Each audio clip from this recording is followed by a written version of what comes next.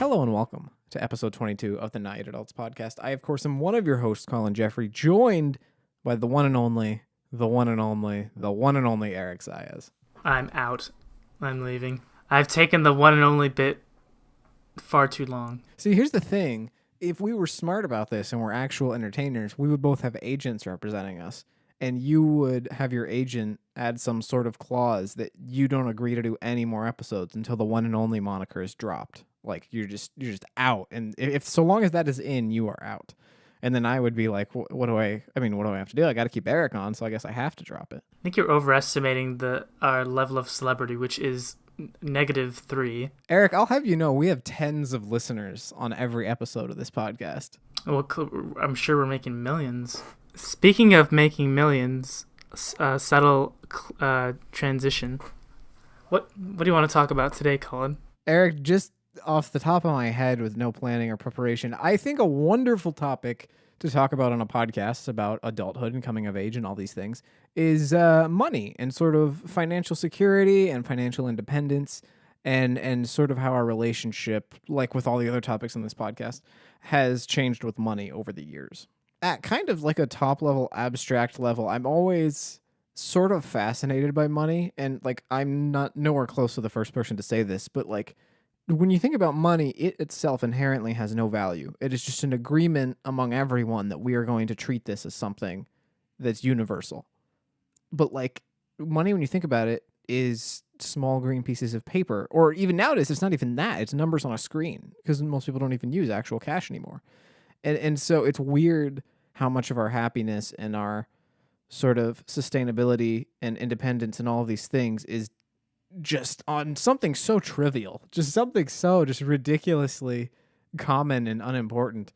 But, you know, nevertheless, that's kind of where capitalism and all that has gotten us. I don't know. Top level, what are your thoughts about money? When you hear that word, does it make you cringe? Does it make your eyes light up? Where do you kind of fall on this whole wealth thing? Yeah, it makes me wish I had more, especially nowadays with like, the student loans coming up. That's going to be fun. I have like financial goals as far as like, finding a new source of making money in the form of a new job, figuring out like, if I can afford a new car and how would payment plan for something like that work. Trying to move out. And then with that comes the questions of things like credit, which we could almost do an entirely separate episode on because credit is its own nightmare. But of course, it's very intrinsically tied to money. So kind of doing what we do on the show, Eric, of sort of looking back and then looking forward. Let's go back to kind of when you and I were kids, little Eric Zayas and little Collin Geffrey. How were we spending money then? Or even further back, how are we getting our money? What was that kind of like for you? Well, I don't know when it started, but I think at some point during my childhood, well, I know for a fact some point during my childhood it started, I would get an allowance, and that was based around chores. So it wasn't just like money for nothing. It was like, for a lot of households, there is no allowance, and chores are just an expected part of childhood.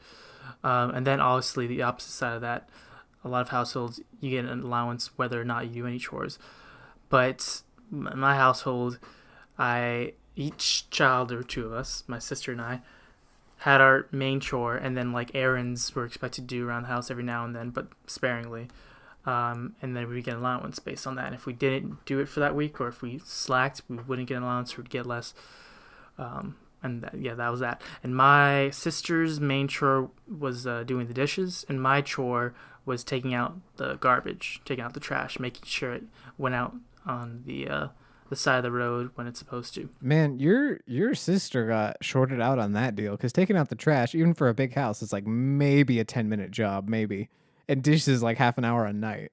That's rough. It might have been because she's the older child, but yeah, I got the good end of the stick. Yeah, so my household is very similar. It was like do the chores and follow your schedule and all that, and you get like $5 a week or whatever. The thing about my family is like they're very bad about like setting rules and sticking to them.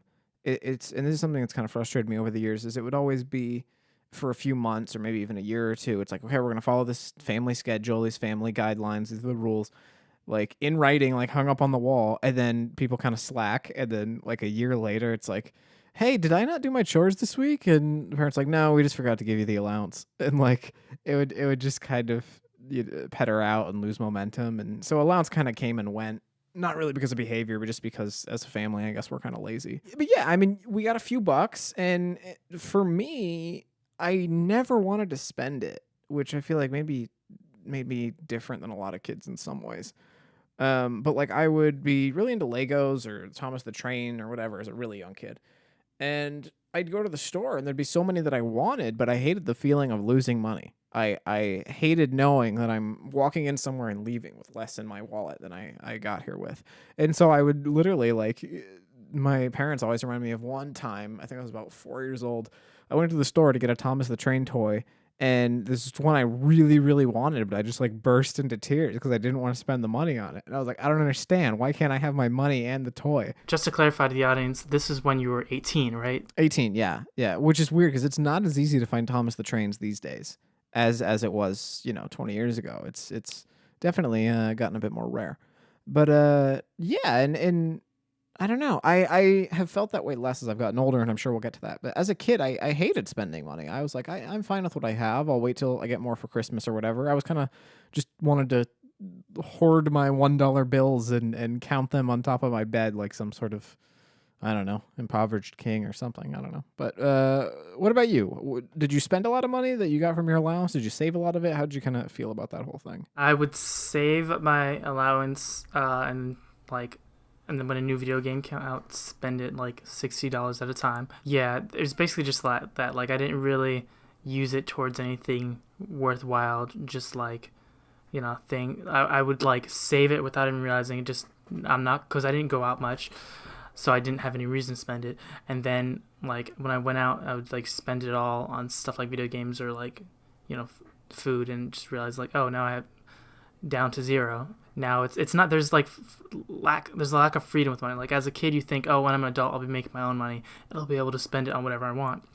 But then you become an adult and you realize, oh no, there are bills to pay. There are like, like I'm getting maybe so much money, a paycheck, but like a huge percentage of that, if not most of that, will go to things that I have to, buy or put it towards in order to have a roof over my head or like have food and stuff like that, or have gas in my tank in order to drive to a job to get more money. And we're just seeing the tip of the iceberg with that. We still live at home, and I'm assuming, we eat a lot of the food that our folks get, and you're paying a little bit of rent now. I'm not yet, but I'm sure that's going to change pretty quick. Like, we're just starting to feel the realities of that. And eventually, hopefully within the next year, or hopefully less, we'll both move out and get our own places and all of that. But then it's going to be exponentially worse of paying your entire own rent, utilities, and internet and food and all of those things. I mean, we're just barely starting to get the feel for what that is, just ever so slowly. You mentioned sort of working for money and realizing where that money has to go. I want to give a shout out to taxes real quick, which is where your money has to go before you even get it. Because you hear how much you're going to make and you're like, oh, wow, that's awesome. I'm excited to use all that money. And then you look at your paycheck and it got gutted before it's even in your hand, because that's how taxes work. Never thought on this show would be shouting out taxes. Well, it's okay. Trump's going to fix it all, Eric. It's fine. That's his. No, that's not how that works. I quit the podcast. Oh, okay. Well, we had 2 close calls of one episode. That's probably about enough. But no, I mean, taxes, I understand why we have them, and I'm not saying I'm anti-tax, but it's always frustrating when you look at your paycheck and you're like, I wish I had that whole amount. And you get a little bit of it back on your refund. But yeah, that's rough. I will say that having a job, because I was 14 or 15 when I got my first job, it's definitely made me appreciate money more, because you can actually put it into terms of like, this is how long I have to spend time doing stuff that, especially with your first job, you probably don't enjoy that much, and that how that sort of equates to money in your bank account or money in your wallet, sort of understanding the value of $1, the value of $10 or whatever. I feel like it puts it into perspective for you a lot more, as opposed to just getting money for, doing the dishes or for Christmas or whatever. It makes you appreciate it a lot more. And also it, helps you bring more money in, but you understand that, oh, I have to go spend a lot of time at frickin' McDonald's flipping burgers to do that or whatever. So here we are now, a little bit closer to adults. We're getting there. Step by step, episode by episode. How do you feel your relationship with money is now? It's a resource like anything else. It's something that, it's not like a necessarily a bonus extra thing that I can have fun with. It's something that I need to plan out, organize my life around, so to speak. Like how much money I'm making now dictates like what I can do, like whether or not I can like move out and live with friends if I can pay rent for them, or whether or not I can like go out on vacation and so I mean this sounds like pretty obvious stuff, but it's like how much money I'm making dictates like the limits of my fun, so to speak. Whereas a kid, it was just like I could do whatever. Not, I mean, that was free, and then money was like an extra supplement to help me read stuff. Where it just feels like how much money I have is like how much gas I have in my tank, and like therefore that dictates how far I can go. And it's hard, right? I mean, nostalgia is probably the most nebulous concept we've done so far, but money is, you say the word money and you think about these big piles of, green bills or gold coins or whatever, but then you start thinking about it as a concept and the feeling it evokes. And it's a lot harder to put into words as to like what it means to you and how much of a control it has on your life. I will say, I don't know if I care less about money as I get older, but I find that it's not as important to me having a lot of it, if that makes any sense. And like, it sounds strange, but I like having money in my bank account, knowing that it's there and knowing that if something happens, it's there and I'm not going to have to like scramble around. But I still don't really like the feeling of spending money. It's like, I never spend money and I'm like, yeah, that's awesome. I always have buyer's remorse on freaking everything I buy. Even if it's like a $2 thing on Amazon. I'm like, I probably didn't really need that. At the same time, there's that line, I think it's in the remake, it's the Charlie and the Chocolate Factory movie, where he's like, I'm going to sell the ticket to somebody. Someone at the store is willing to pay $500. Someone else out there's willing to pay more. Like, we need the money more. And one of the grandfathers says to him, like, you're going to trade that opportunity of a lifetime for something as common as money? Like, everyone in the world knows how to find money. And that always kind of stuck with me of like, yeah, be smart with money and don't be stupid with it. But at the same time, it's just money. Like, it's more common than dirt. You can find more money. It's going to be okay. And so, the chance to value those experiences and those things. And, as you kind of talked about using money as a tool, I feel like that's how I spend my money more than anything is for a camera or a lens or a software or something like that. It's going to enable me to do something more. That I have an easier time with because I feel like it's an investment in the future, kind of I can justify spending this money now because I know in some way, shape, or form it'll come back to me at some point. You have to spend money to make money, kind of that old adage. So we're making a little bit of money. You have somewhere between like a part and full-time job. Like, you're working quite a bit. Without throwing numbers out there, because I think that's kind of tacky, like, how has your saving philosophy changed as you've gotten older? When you get a paycheck, how, or rather, what steps do you kind of go about to say, okay, this is how much I should put aside. This is how much I need to pay off on that one thing later. Sort of, what's your methodology there? I want to say it was like maybe like 3 to 4 years ago, I started saving for my first like major purchase, or one of my first like major purchases, which was to buy the parts to build my own computer. And I like looked up resources online and found this website called PC Part Picker, where you basically like based on the kind of computer you want and the performance you want, you can make a list of all the different parts that you want for the computer and like their quality level. And then it like figures out basically like searches online automatically like all the different places you can buy that piece and arranges it by price, and it figures out like basically the price tag for that computer. Like the labor, obviously, building a computer would be all on you, and there's a lot of resources online how to do that, and it's actually a lot easier than you might expect. But the parts, it like basically tells you how much you're gonna be expected to pay. And just as a quick aside, I hate to interrupt you, but just to everyone out there who has not built a computer, has maybe wanted to, but is intimidated by doing so, I think every single person should build a computer at some point in your life, because one, it is not hard, and two, you learn so much, and it is such a rewarding experience. I would just so recommend, even if it's just for a couple $100, it's just so much fun, and it's I don't know. I just think it's an experience everyone should have. So sorry to cut you off, but that's just such a fun moment of turning on your computer that you built with your hands for the first time and it actually working. It was like magic, man. It's awesome, and also it's like no matter what like performance level you want for your computer, you will, just by choosing to build it, automatically save like probably around $300 to $500 depending on like I mean, I guess it depends on how much, but like, yeah. So I found out through my bank that there's something called a performance saver, which is like a savings account you can put aside. But unlike other savings account where you can withdraw whenever you need, this savings account you start like on one date and then you have to wait a whole year before you can withdraw from that bank account. And if you withdraw it any times earlier, you lose like the last 3 months worth of saving. But the interest rate on it is like really good. Like it's better than any like interest rate you can get on most like savings accounts because it builds like you get a pretty decent amount of interest on this savings account because you can only put stuff in it for a year and you can't take anything out of it. You don't have to talk about specific amounts, but was there a minimum level you had to invest, or was it just whatever you're comfortable with? It was, I think you like starting out, you have to put at least $10, and then every month you have to put like, I don't remember, like at least like $10 more. I don't remember the exact limitations. Sure, it's fine. You don't have to. Yeah, I didn't want to be like, "What's the numbers, Eric? Tell me. I'm going to calculate your net worth." But no, I think that's interesting. And then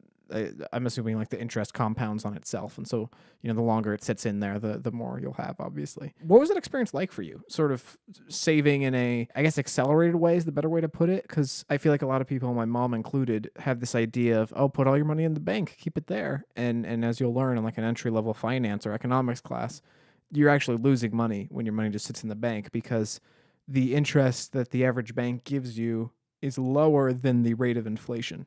And so when your money just sits in the bank and you're not reinvesting it in some way, you are actually losing money as time goes on. But in the situation you were talking about, obviously it's rapidly growing and you can't touch it for a little while, but that interest is compounding so frequently and at such a high rate that you're multiplying your savings. Was that a rewarding experience for you? Was that odd? Or It was definitely like rewarding because it taught me patience, and it was awesome to see something that started so low get to such a high level. Like my goal was just to get to 1,000, and then it ended up getting to like 1,500 because this is around the time when I was like starting college, like at community college, so I wasn't really needing to spend a whole lot of money, and I was just I had a job that was on the weekends, so it was just like the money I was getting from the job I wasn't putting towards anywhere. It was just like spending money, so I put a decent amount of that aside, and it grew pretty well, faster than I anticipated, and it ended up with like 1,500. So I looked into my computer stuff and actually spent more on my computer than I was expecting to because I was able to get better parts. And so I ended up spending around like 1,300 for this computer, getting all the parts and built it and like made a really good computer, and I had some extra spending money. So ever since then, even though like once that year was up and once I withdrew from the performance saver and bought the parts for my computer, I didn't need a new performance saver. But from then on, and that was a few years ago, I just like immediately started a new performance saver, and then every year around like the beginning of summertime, that's when I withdraw that money, so I have like some spending money at the beginning of summer. And so that's my philosophy, just like doing this performance saver, saving up for a year, and then at the beginning of every like summer season, I withdraw, and then I have some extra money. no, that's awesome. And I'm not familiar with that specific type of program, but I think that's really cool because it's sort of making your money work for you as opposed to just, saving it in your wallet or the bank account or whatever. It's understanding that putting that money out there actually in an active way that's doing something eventually will, bring a higher return to you. And I think that's cool. What about you, Colin? What are your like saving like strategies, if you have any? I don't know, man. In the last 2 months, I can tell you on one hand the purchases I've made. So I don't spend that much money. I mean, phone bills, obviously, in the last month, like I've paid my phone bill twice. I had to renew my Adobe subscription, and I got like a $5 game on Steam. I think that's the only money I've actually spent. And obviously, I'm in a position where I'm able to not spend much money because my parents are letting me live with them, and so I understand that not everyone's in that position. So not for a second am I saying, oh, well, you need to take the Collin Geffrey approach. That's how you're supposed to spend your money. I understand. I'm very fortunate and very lucky. It's good that you like have the what's the word I'm looking for? The awareness to appreciate your situation, whereas other people would be who are in your situation might be like, oh, the struggle is real with me, and they don't really have the awareness to see that their situation's actually way better than other people's. And not to get off on a tangent, but I feel like part of that is just getting older and being aware of the world. And it's like when you're in middle school, you'll joke about a lot of things that are taboo, but maybe you don't have a point of reference for, or you haven't seen firsthand for yourself, and then in high school and college your world opens up a bit more and you see some of the terrible things that you've said, and you're like, oh Jesus, this world is, man, it gets pretty dark sometimes, and you're a little bit more aware. So I feel like I just try and be that way, is just, understand that no matter what you're going through, there's a whole lot of people out there that are going through worse. So just try to look on the brighter side if you can. But yeah, I save most of my money. I don't really have an income right now, but I have enough money saved that I can live comfortably for the foreseeable future and not have to rush into anything, too horrific. I dabble in stocks a little bit, not really to make money, but more just to learn about it and sort of do it as a hobby. There's only one company I invest in, and they have not had a great portfolio in the last year. So Name them. Just kidding. Don't name them. oh no, I don't mind. I invest in Pandora. Pandora. Yeah, Pandora Music. The only reason I got into Pandora was very, very simple. Their stock was under $10 a share, which meant I could put money into it that wouldn't break my bank account. And like you look at Apple and Amazon and stuff, it's hundreds, if not $1,000 per share. And typically in stocks, you want to buy at least 100 shares because you lose money when you pay less than that, because most brokerage companies charge a fee every time you make a trade. So if you buy 10 stocks, they'll charge you whatever the price is plus an additional $10 as their commission fee. And if you buy less than 100 shares, usually you're losing money just on the commission fee. Anyway, that's kind of off in the weeds. But yeah, so I bought some Pandora stock about a year ago, and I've been kind of following them. It's interesting. I haven't really made any money off of it now. In fact, they just got back to the price I paid for them. So if I sold it now, I would have made and lost nothing except for the commission fees. So it's not practical for me in my position, but it's just kind of a learning opportunity. Okay, that's cool. Yeah, and I just really goes into my bank account. The only things I really spend money on, and I haven't spent money on this lately, but this is what I do justify spending money on, is camera equipment, recording equipment, stuff like that, because that's what I do, is YouTube and podcasts and all that. And so I see it as kind of an investment in the future, like I talked about.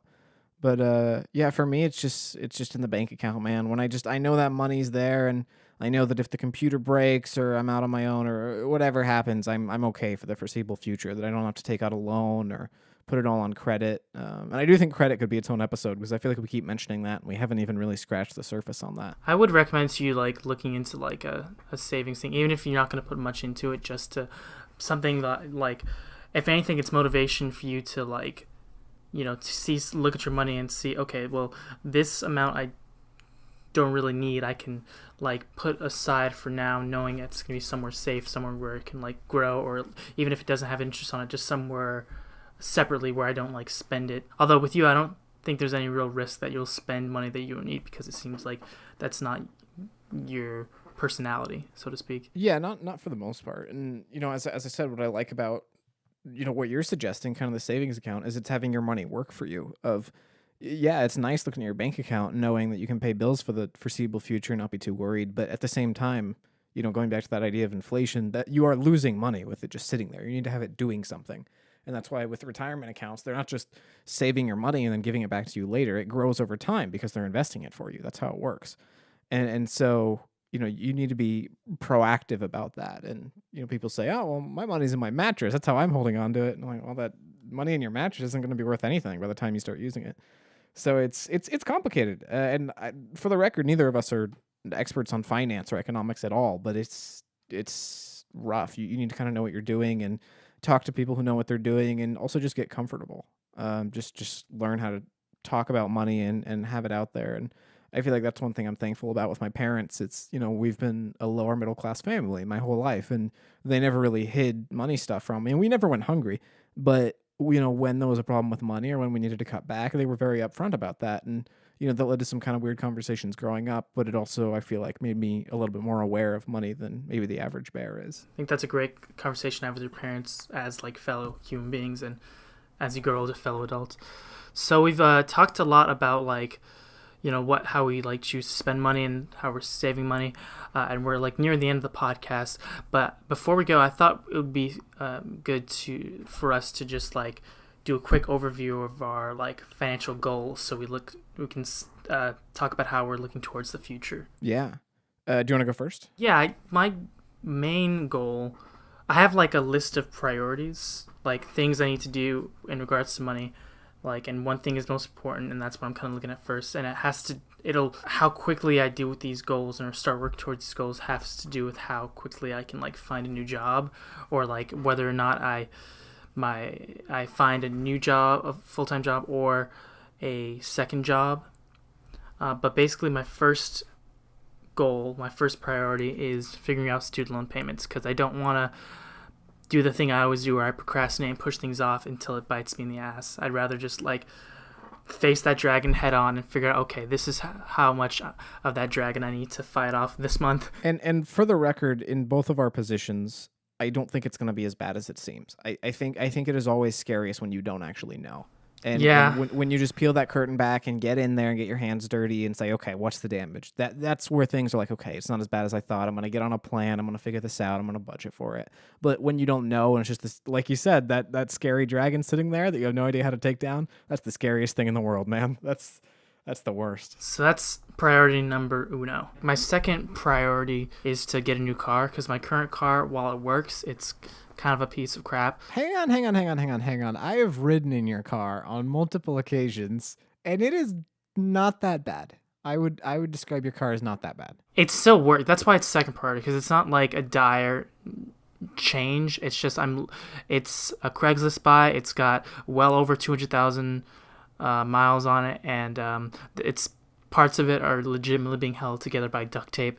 So I'm trying to find. My goal is to get enough money to at least start a payment plan towards a brand new car, like fresh off the lot, which to some people might be like a waste of money. It's like, why not just buy another used car or lease a car? But to me, I feel like it's investment. Like, the next car I get will be the car I drive for like years and years and years, as opposed to just getting another Craigslist used car and then driving it until it breaks down in a few years. Well, and whether it's cars or computers or camera equipment or whatever it is, the more money you put in up front smartly, the less money you will have to pay over time. It is just a simple fact of, yes, you can get a car for $1,000. It can be done, but you are going to have to put much more than that into repairs and service over the next few years. And so if you can put that lump sum, or like you talked about, a payment plan into it at the beginning, it's just going to save you a headache in the long run, I feel. Yeah, and like when you buy like a used car for something that cheap, because it's going to require so much maintenance, really you're just putting a down payment, and then you're going to be paying more on it. You just don't know how much or how often, because it depends on like how bad it really is, and how like sometimes the person misrepresents how bad the car is and they're just trying to sell it, and then you have to deal with like the results of that. And that's the I know we're almost out of time, but that's what's so freaking criminal about money in the United States. I'm sure everywhere in the world, but I don't have a reference for that really.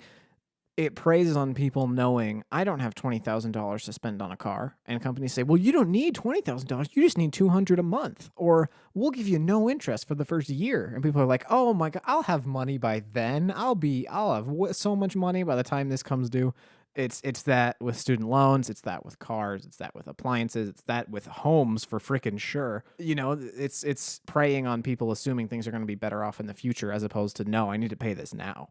And that's what's so scary about interest rates and all that, man. And I don't want to end this on a bad note, I'm sorry, but it's just that's just such a predatory thing that's messed up in our economy, is that idea of, I can't afford it now, so I'm just going to pay what I can, and I'll get to it later. World's a scary place, man. My third, lowest priority thing right now is finding a new place to live, because I have a pretty good situation where I'm at home, where I'm paying a little bit of rent, but not that much, and it's a really nice place to live. Obviously, I live with family, but I am looking to find a new place, and it's just not super high priority. Like the student loan payments and the new car kind of first and second priority, whereas my third priority, it's more of like, if I have an opportunity to move out and I can't afford to move out, I'll try it. But right now, that's not like a necessary thing right now, because I have a pretty good situation. What about you? Do you have like a hierarchy of financial goals? Yeah, they're pretty similar to yours, just with one key difference. First and foremost is student loans. For me, I have to start making payments on those next month, and so that's kind of in the forefront of my mind right now. Job is obviously, I kind of equate those as one and the same, but I'm still very much job searching. That's what most of my time goes to these days. And so finding a big boy adult job that pays the bills and pays those loans and gets me out on my own is very important. And then just immediately, just half a step below that is getting out and finding my own place.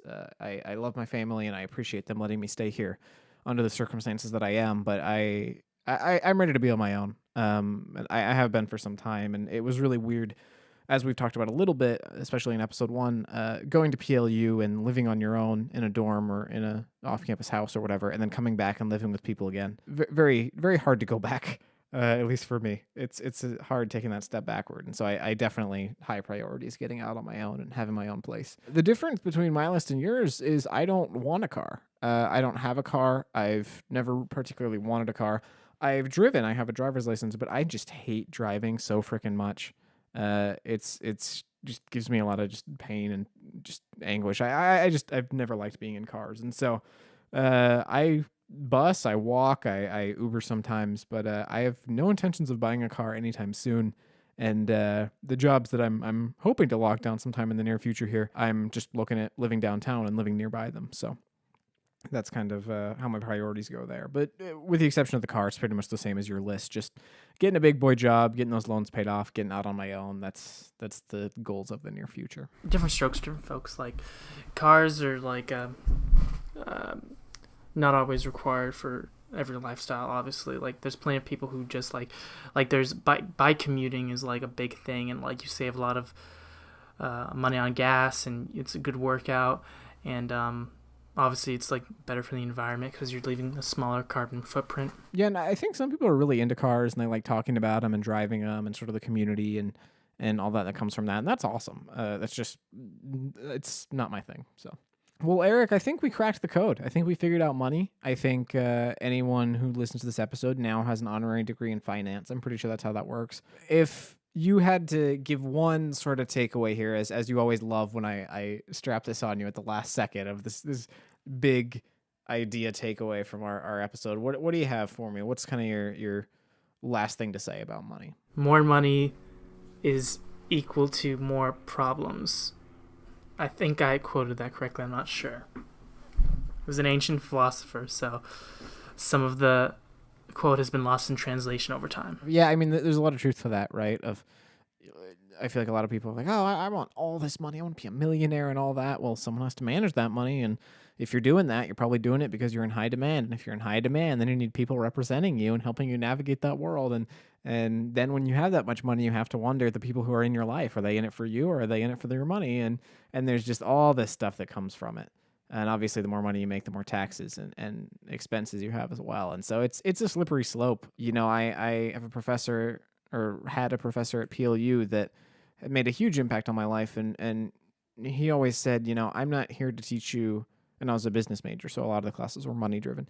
He always said, I'm not here to teach you how to be rich. I'm here to teach you how to be financially independent. And I think that's a really important thing to think about is, do you want to be rich or do you want to be stable? Because being rich, first of all, doesn't happen very often, and that's often fleeting. Some people are rich for a while and then not so much anymore because they didn't make smart investments. I'd definitely rather be stable. That's my current goal. And you know, you may be rich, but then you have, you know, the circumstances that you got there by. Now the payment has come due and you owe all this money to all these people that you borrowed from. And so just sort of using your money, even if you don't have a lot of it, in a very smart way, I feel like is just going to make your life so much easier in the long run. So, I mean, learn about investing, learn about, like you were talking about, savings plans, or me, you know, small stocks, or whatever it is. However you want to make your money work for you, find a way, because just having it sit there or not having any sit there, you know, it's a harsh way to live, and it's not a way you want to live your life. So, well, folks, this has been episode 22 of the Not Yet Adults podcast, talking all about money. We thank you very much for hanging along for the ride. If you want to make our day, you can check us out on the social medias. We are on Facebook, Twitter, and Instagram at Not Yet Adults, as well as on our own subreddit, r/NotYetAdults. Check those out. Send us some love there. We sure would appreciate it. If you want to make our day even better, you can head on over to iTunes or Apple Podcasts, whichever you're using on iOS. Leave us a rating and a review there. It sure would mean the world to us, and it helps the podcast get listened to by more people, which would be rad. We'll be back on Monday at 9 a.m. Pacific time talking about something new, and we are very much looking forward to it. So thanks for listening. And until next time, this has been Not Yet Adults. Bye-bye.